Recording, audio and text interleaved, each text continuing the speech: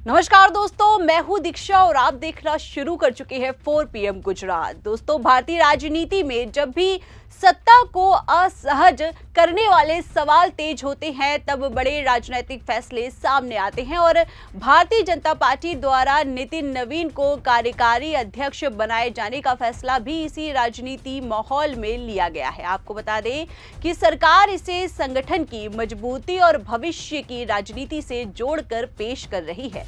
लेकिन अगर इस फैसले को गहराई से देखा जाए तो इसके पीछे सत्ता की चिंता और बढ़ते दबाव की झलक साफ दिखाई देती है। पिछले कुछ वर्षों में देश के सामने जो सवाल खड़े हुए हैं वे किसी एक राज्य या एक वर्ग तक सीमित नहीं है। महंगाई हर घर की समस्या बन चुकी है और बेरोजगारी युवाओं के भविष्य पर सवाल खड़े कर रही है। किसान अपनी फसलों के दाम और कर्ज से परेशान है। महिलाएं सुरक्षा और सम्मान की बात कर रही हैं और आम आदमी ये पूछ रहा है कि वादे पूरे क्यों नहीं हो रहे। लेकिन इन सवालों का जवाब देने के बजाय सरकार बार बार राजनीतिक नैरेटिव बदलने की कोशिश तेज कर रही है। वहीं आपको बता दें कि नितिन नवीन की ताजपोशी भी इसी संदर्भ में देखी जा रही है। जब सरकार से जवाब मांगे जाते हैं तब सरकार संगठनात्मक फैसलों को सुर्खियों में लाकर बहस की दिशा बदल देती है। प्रधानमंत्री नरेंद्र मोदी की राजनीति में ये तरीका पहले भी देखा गया है। जब असहज सवाल बढ़ते हैं तब एक बड़ा ऐलान कर दिया जाता है जिससे मीडिया और जनता का ध्यान मूल मुद्दों से हट जाता है। बीजेपी यह दावा कर रही है कि नितिन नवीन की नियुक्ति युवा नेतृत्व को आगे बढ़ाने का संकेत है। लेकिन सवाल यह है कि क्या युवा नेतृत्व सिर्फ पद देने से तैयार हो जाता है या फिर उसे फैसले लेने की स्वतंत्रता भी दी जाती है। पिछले कई वर्षों में बीजेपी ने कई युवा चेहरों को आगे किया है, लेकिन नीतिगत फैसले हमेशा सीमित दायरे में ही लिए गए हैं।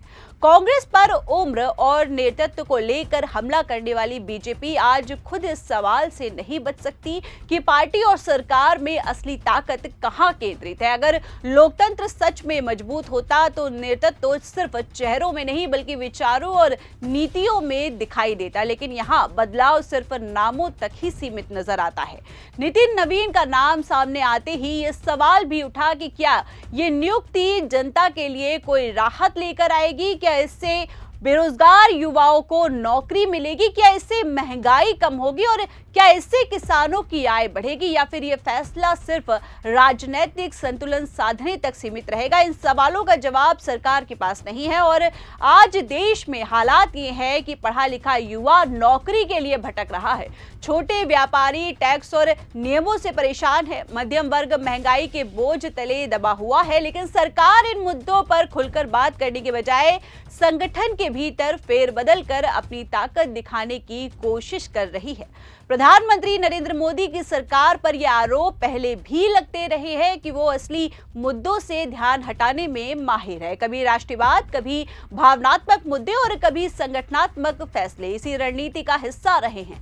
नितिन नवीन की ताजपोशी भी उसी सिलसिले की एक बड़ी कड़ी मानी जाती है। बीजेपी समर्थक इसे मास्टर स्ट्रोक बता रहे हैं, लेकिन लोकतंत्र में मास्टर स्ट्रोक वही होता है जो जनता की जिंदगी बेहतर करे। सिर्फ राजनीतिक बढ़त हासिल करना लोकतंत्र की मजबूती नहीं बल्कि कमजोरी को दिखाता है।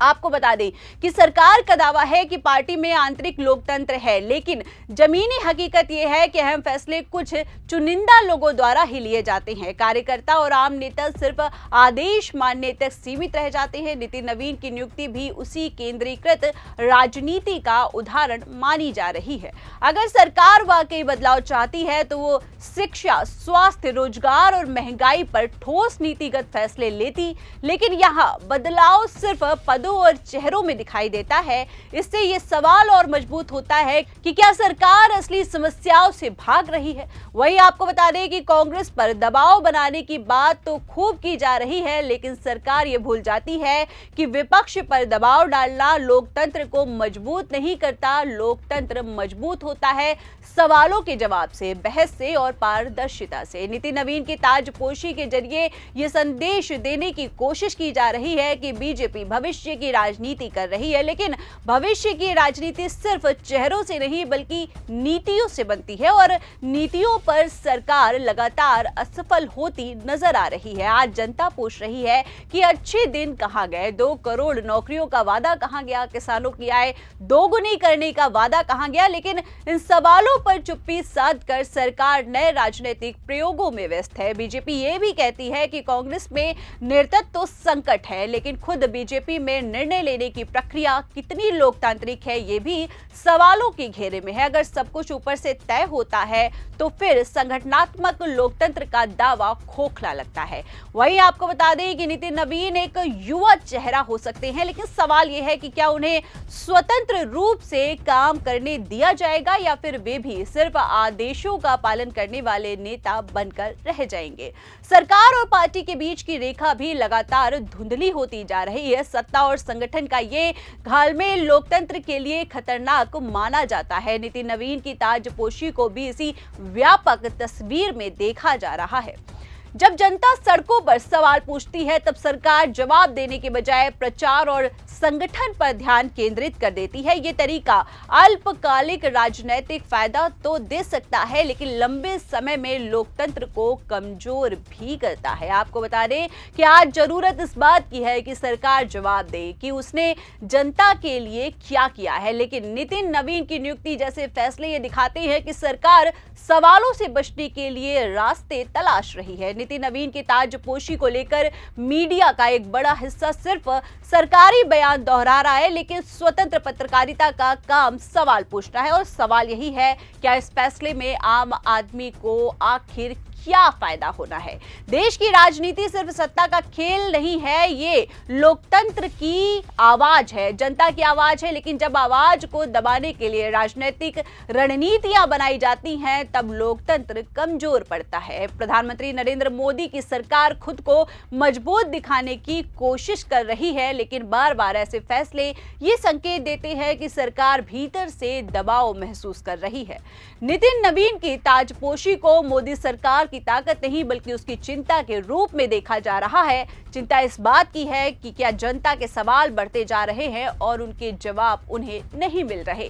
आने वाला समय बताएगा कि यह फैसला सिर्फ एक राजनीतिक प्रयोग था या फिर लोकतंत्र के लिए एक और चुनौती। लेकिन फिलहाल इतना साफ है कि यह नियुक्ति जनता के मुद्दों से ध्यान हटाने की कोशिश के रूप में देखी जा रही है। देश की जनता अब सिर्फ नाम नहीं काम देखना चाहती है और जब तक सरकार इस सच्चाई को नहीं समझेगी तब तक ऐसे मास्टर स्ट्रोक सिर्फ सुर्खियां बनेंगे, समाधान नहीं। यही वजह है कि नितिन नवीन की ताजपोशी पर सवाल उठ रहे हैं और यही सवाल लोकतंत्र की असली ताकत है। दोस्तों, ये खबर यहीं पर विराम लेती है। हम फिर मिलते हैं अगली खबर के साथ। तब तक अपना ख्याल रखें और बराबर देखते रहें 4 PM गुजरात। आप सभी का धन्यवाद। नमस्कार।